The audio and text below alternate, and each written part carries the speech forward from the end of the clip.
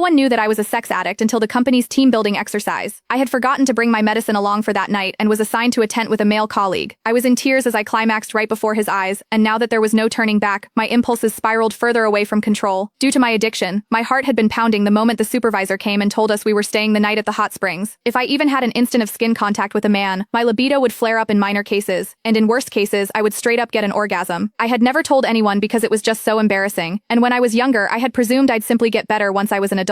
That was until I realized the symptoms were getting even more out of control, and there was that one time I almost moaned out loud in public. Fighting back the embarrassment that almost killed me, I went to the doctor and got some medicine. However, I had forgotten to bring my medicine, as this team-building exercise was organized out of the blue, and very far from my home. Even as I fought against the fear eating me inside, warning myself to restrain myself and stay well behind, our supervisor suddenly announced, "Sorry guys, all the rooms have been booked, but we have tents. There aren't many, so we're just going to have to make do. Ruth, you're going to Dean's tent." And that was how we got to the situation right now. Me, a sex addict with no meds within reach, following the burly man into the tent. I did my best to keep to a corner in the tent, biting my lip and closing my eyes while telling myself to fall asleep as soon as I could before the last dosage lost effect. But that was when Dean came to me. "What's wrong?" he asked. I could feel his body warmth from my back, and my skin was already crawling. "Nothing. I'm fine. Please, just stay away from me." But even as the stimulation extended from my skin to the rest of my body, I knew the pain was coming. I checked my phone and only saw that it was midnight, 6 hours since I had last taken my pills. It was losing effect soon. Soon my whole body was shuddering, while there was a warm stream gushing out between my legs. I kept my head buried between my legs and did my best not to look at Dean. People would mock me for being a skank if they noticed my condition, and I couldn't bear to stay in the company at that point. Meanwhile, Miles Hendricks, the other colleague in the tent, was already snoring out loud. I kept clenching my knuckles, my own nails digging into my palm. The pain calmed me somewhat, and I told Dean, "Sorry, I'm not distancing myself. I'm just not feeling well." Never could I have expected Dean to move toward me without another word, reaching out with his large warm palm and pressing it over my forehead. Even as he held his palm steady, I found myself staring at his chest and nothing else. I could also see that distinct collarbone and chiseled chest under his shirt. I seemed to tighten at the very next second, and orgasmed amid my embarrassment, and the ensuing moan could barely be stifled. Worst of all, I was trembling even worse after I orgasmed, and Dean could clearly feel me shaking. "That's strange. Why are you so flushed? You don't even have a fever," he murmured, not giving up feeling my forehead and cheeks just then. I trembled even more and turned my face away, but it was the back of the tent right behind me. Having nowhere else to go, I clenched my jaw so I wouldn't moan again, even as I decided I couldn't stay in this sealed room when all I could smell was Dean. He wasn't a smoker, so his faint soapy and hormonal scent was especially recognizable. I could feel all the pores around my opening, as the orgasm left me painfully sensitive to everything. In the heat of the moment, I pushed Dean away and sent him stumbling backward, while I scrambled to crawl out of my tent, not caring that my skirt was short, exposing my wet panties right in front of his eyes. He promptly turned away to stop himself from staring, but he was no brat either. Seemingly struck with a thought, he followed me, even as I lost control over my body.